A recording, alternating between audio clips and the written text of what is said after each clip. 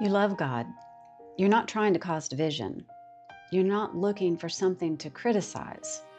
But you opened Scripture, and what you saw didn't quite match what you've been taught. Now you're in a position no one prepares you for. Do you trust what you're reading, or do you assume you misunderstood?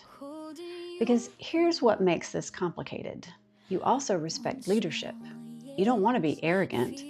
You don't want to be the person who always questions everything. So when you bring it up gently and the room shifts, you feel that shift. Not anger, just tension. And that tension can feel like correction. But we need to slow this down. Tension is not always correction. Sometimes it's exposure. Exposure of what? Exposure of which authority actually governs the room. Here's the deeper question. If Scripture and leadership appear misaligned, which one are you allowed to examine? Are you free to test what's being taught? Or is questioning framed as disloyalty? Because when unity becomes more important than truth, questions feel dangerous. And when questions feel dangerous, you start editing yourself. Not because you stopped caring, but because you don't want to feel that discomfort again. And this is where authority quietly relocates. Last week we talked about authority. Authority is whatever survives the cost test. So let's apply that here. If you follow Scripture until it disrupts belonging, then belonging is higher authority. If you honor truth until it creates tension, then peace is higher authority. If you respect leadership until Scripture challenges it, then leadership is functioning as final authority. That doesn't mean leadership is evil. It means you're at a crossroads, and crossroads are uncomfortable. Here's the trap. You interpret your discomfort as proof you're wrong. But what if your discomfort is simply the cost of clarity? Growth often feels destabilizing, especially when it touches structure, when it touches hierarchy, when it touches tradition.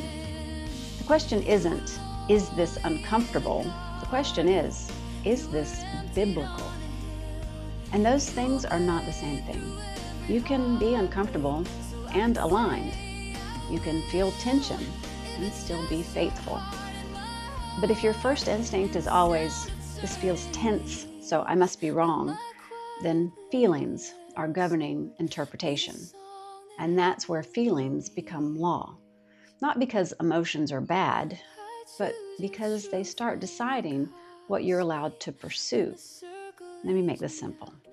If reading Scripture more deeply makes you feel isolated, does that automatically mean you're drifting? Or could it mean you're pressing into something that hasn't been examined? I'm not telling you to fight. I'm not telling you to storm out. I'm telling you to notice something. When Scripture and church disagree in your mind, what are you allowed to question? And what are you required to accept? Your answer to that reveals your authority structure. And authority always reveals itself at the point of cost. If clarity costs you comfort, who still governs you? If obedience costs you belonging, who still governs you? That's not rebellion, that's maturity. And if this tension is something you've felt, if you've quietly edited yourself to preserve peace, that's exactly the kind of hidden authority shift I unpack more deeply in No Place to Hide, the book I've linked below. Not to divide you from people, but to help you name what governs you. Because once you name it, you're no longer ruled by it unconsciously.